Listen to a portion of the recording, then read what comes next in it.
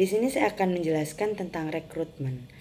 Rekrutmen adalah suatu proses mencari, menemukan, dan menarik para pelamar untuk dipekerjakan dalam suatu organisasi atau suatu perusahaan sebagai langkah awal untuk mendapatkan calon karyawan yang setepat-tepatnya dalam menduduki suatu jabatan pada pekerjaan tersebut.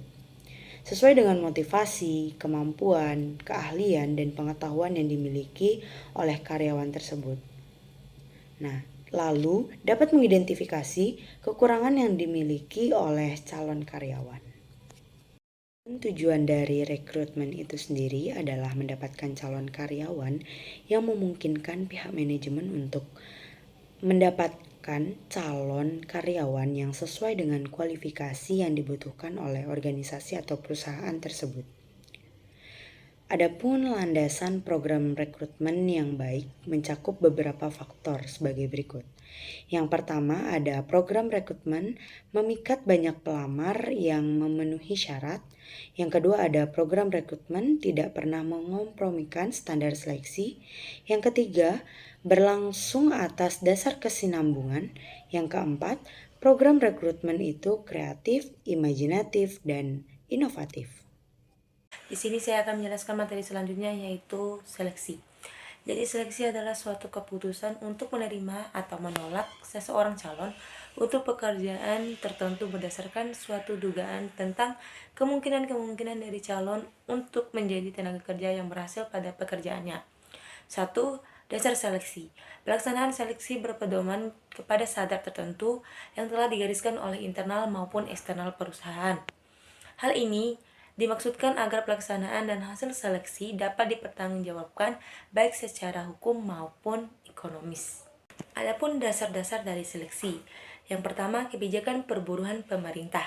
Seleksi ini harus berdasarkan pada undang-undang peraturan perburuan melarang adanya diskriminasi kulit, agama, dan suku bangsa.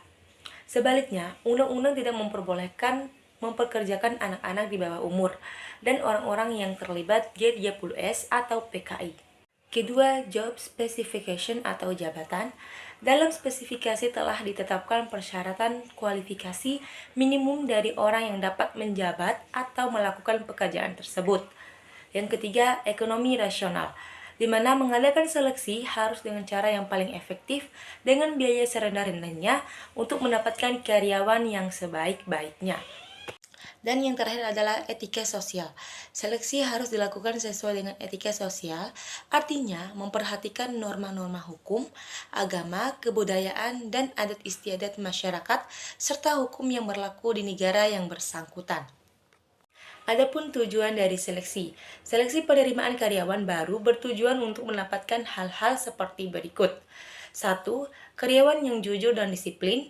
2. Cakap dengan penempatan yang tepat. 3. Terampil dan bersemangat dalam bekerja. 4. Dinamis dan kreatif.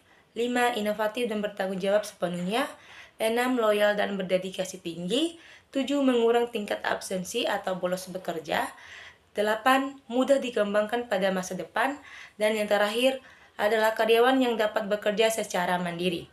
Selanjutnya langkah-langkah seleksi. Adapun langkah-langkah dari seleksi, yang pertama, penerimaan surat lamaran, kedua, penyelenggaraan ujian, dan yang ketiga yaitu wawancara seleksi. Selanjutnya penempatan. Pada tahap ini seorang karyawan baru akan ditempatkan sesuai dengan kemampuan yang dimilikinya atau sesuai dengan kesepakatan pada saat proses seleksi. Adapun konsep penempatan mencakup 1. Promosi, kedua transfer atau alih tugas, ketiga demosi atau perubahan posisi jabatan. Jadi kesimpulannya adalah rekrutmen adalah proses mencari, menemukan, dan menarik para pelamar untuk dipekerjakan dalam suatu organisasi atau perusahaan sebagai langkah awal untuk mendapatkan calon karyawan yang setepat-tepatnya. Pelaksanaan seleksi atau pemilihan berpedoman pada dasar tertentu yang telah digariskan oleh internal maupun eksternal perusahaan. Hal ini dimaksudkan agar pelaksanaan dan hasil seleksi dapat dipertanggungjawabkan dengan baik secara hukum maupun ekonomis. Dasar-dasar ini adalah kebijakan perburuhan pemerintah, jabatan, ekonomis rasional, dan etika sosial. Pada tahapan penempatan ini, seorang karyawan baru akan ditempatkan sesuai dengan kemampuan yang dimiliki atau sesuai dengan kesepakatan pada saat proses konsep penempatan mencakup promosi, transfer, dan bahkan demosi sekalipun. Terima kasih. Sekian dari kelompok kami. Kurang lebihnya kami mohon maaf.